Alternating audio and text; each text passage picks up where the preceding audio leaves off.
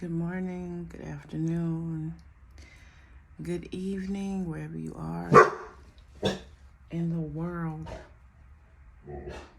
Oh my gosh. Sit down. Go lay down. I am not stopping, okay? I'm not. So I wanted to talk about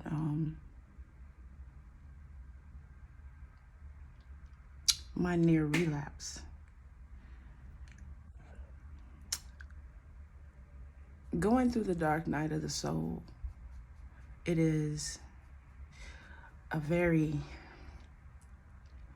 difficult, emotional roller coaster. Emotions are high, they're low, they're all over the fucking place, just out of whack, you know.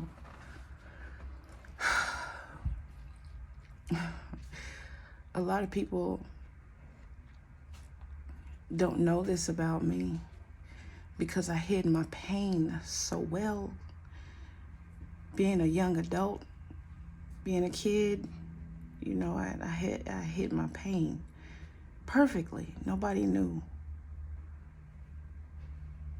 But I used to be an alcoholic. I would drink. My kids would never lay down. Go lay down. Go lay down. My kids would never know. They never saw me. They never see me get drunk or anything like that. They would see me, you know, on occasions with my husband, you know, take a little sip of wine or something like that. But it was always at night while they were asleep that me and my husband, but he wasn't aware that I was alcoholic either. Me and my husband, we would drink until I passed out. You know, he would get good buzzes and he would say, "Take this back, take it, drink it, drink it, drink it." I would just drink it. I would do whatever my husband told me to do. I did everything and anything he told me to do. You know, he said, "Drink this, drink it, drink it." So I drunk it. And I got so bad to where I would get so drunk that I would black out and be laying on the bathroom floor and nobody would know I was in there. He would find me on the bathroom floor, you know, passed out. I was out.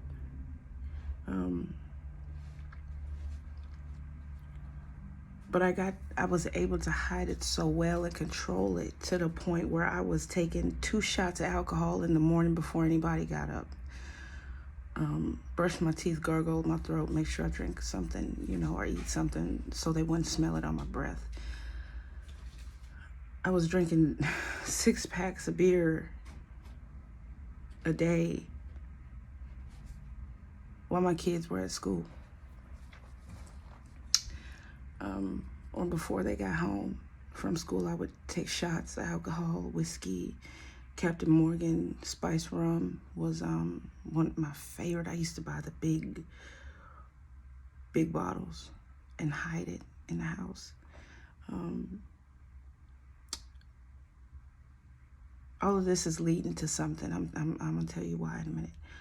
I was buying big bottles of wine, Carlos Rossi. I used to love Carlos Rossi wine, big bottles of it. And it'd be gone within 2 days of me opening it. It'd be gone. I would just be drinking and chugging, you know. And if it wasn't that, if it wasn't alcohol, because, oh my gosh, I think my dog is drinking out of the toilet. My husband was a truck driver. Oh my gosh, he's drinking out of the toilet. That's nasty. I'm gonna take you with me. My husband was a truck driver, right? Get your ass out of there. Out. Get out. Get.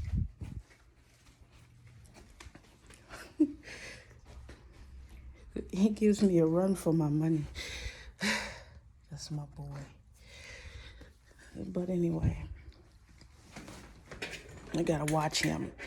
So I don't want no nasty germs. He's drinking out of my damn toilet.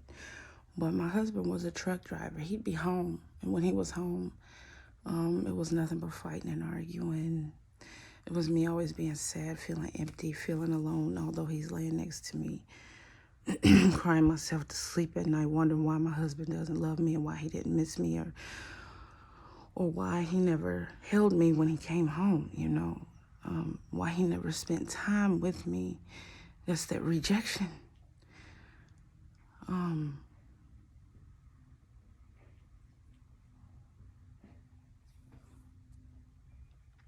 I loved him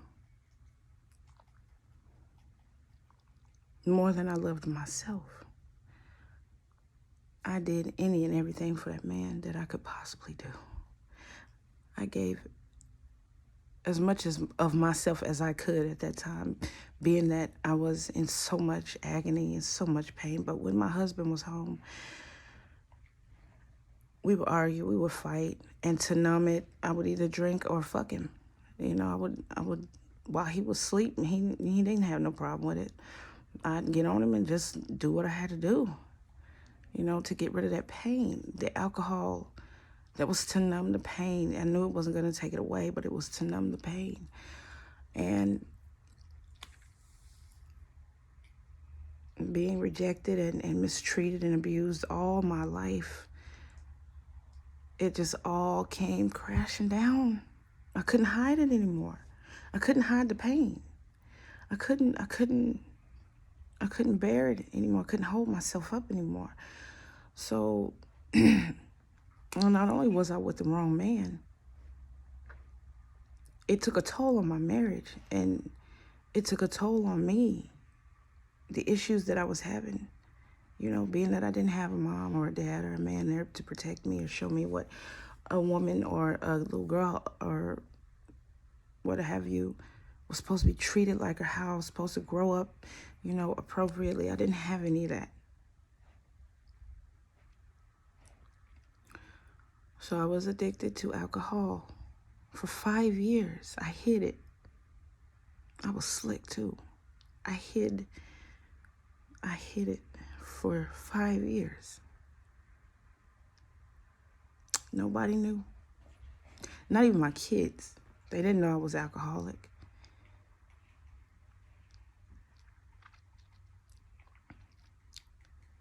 But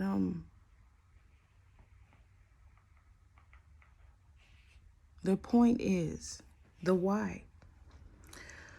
Why I became alcoholic, why I was addicted to sex, why I was addicted to those things is because of the pain that I was in. I wanted to stop. I wanted the pain to go away. I wanted to numb the pain or get rid of it somehow. But I couldn't. I couldn't get rid of it. I could not get rid of it. And I almost relapsed. I caught myself. I went to the store last week and bought me a pack of cigarettes and bought me a beer, you know. And I came home. I sat, opened my beer. I was outside. My babies didn't see me. They'll never see me drinking like that. I bought one beer, and I chugged the whole thing, just downed it, okay? Smoked my cigarette. I went to sleep a couple hours later. It felt good to feel numb again. It felt good to have that buzz, to take that pain away. And I caught myself the next day and I said, I cannot do this. I got a 4-year-old son who needs me. Although my kids are grown, I cannot allow myself to step back into that area of my life. I cannot backslide. So I chose not to, and I'm trying my hardest not to, because I was going to go buy me a 6-pack and just chug it all down, just right quick. I cannot allow myself to step back into that situation. Because I'm older, because I know more now, because I know better, I have more control over myself. I have my God with me, who is Lucifer, that ever-present voice in my head, keeping me sane, helping me to think, directing my thoughts. If it wasn't for him, 9 times out of 10, I've been dead. But understand my problem. I should say, I understand fully my problem and why I became an alcoholic, sex addict. I was heavily addicted to sex. Anytime my husband let me fuck him, I fucked him several ways, sideways. And I'm being real, okay? I'm not gonna sit here and fucking lie. This is the reality of life, okay? I fucked the shit out of my husband anytime I got the opportunity. I was addicted to sex because it numbed the pain. Post-traumatic stress disorder, understand, you know. Although he was abusive towards me, I didn't care. I was used to it. I was used to being abused and mistreated. I was treated that way my whole life. So why I thought that would change, I don't know. I just didn't give a damn. So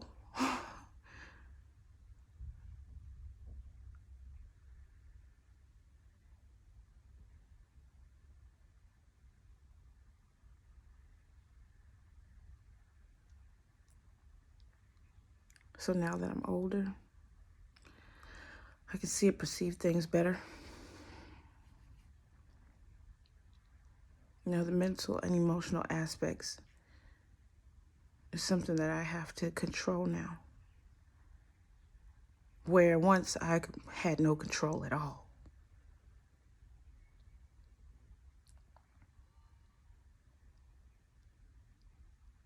So this is a part of my journey, the reality of the dark night of the soul and why we go through it. And why some make it out alive while others don't. It's a part of the ascension process. And if you don't know what it looks like, if you don't know what it feels like, death is imminent. If you don't know how to get through it. And that's the reality of it. It's the truth. I'm not going to sit here and fucking lie and say it's not.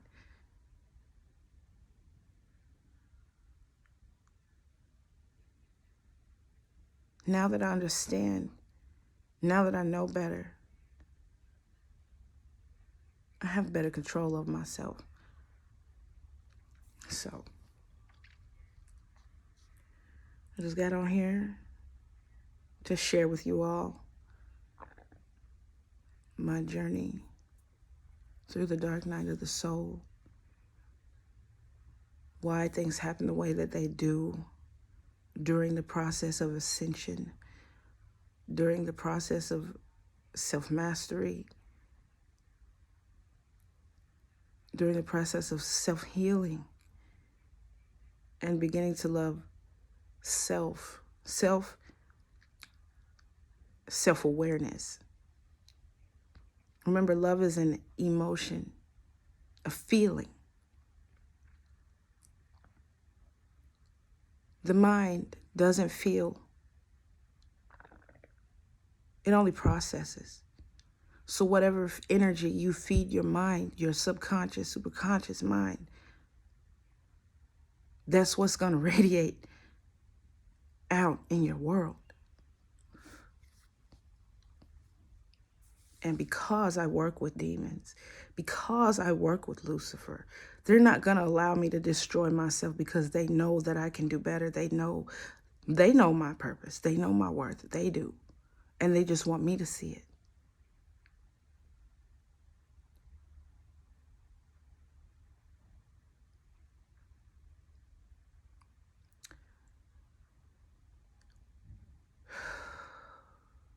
Somehow, some way, there's going to be a bigger, better, brighter day. But it ain't today. Because I'm doing everything I can to stay up.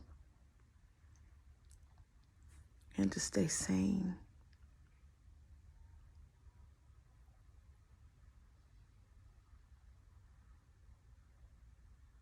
and to care for myself while I go through this. I also noticed a change in my diet too. See, Lucifer, they look out for me, man. My diet has completely changed from, eating my junk food, my chips. Now I'm eating salads and high protein because I've been crying a lot. I have been crying. I've been cleansing. I've been crying. I've been asking why. I've been getting answers. I've been meditating, feeling sick to my stomach. This dark night of the soul is nothing to fucking play with. It's not. It's not. It's not. They looking out for me, though. They making sure I eat right. I'm eating well. And I'm well taken care of.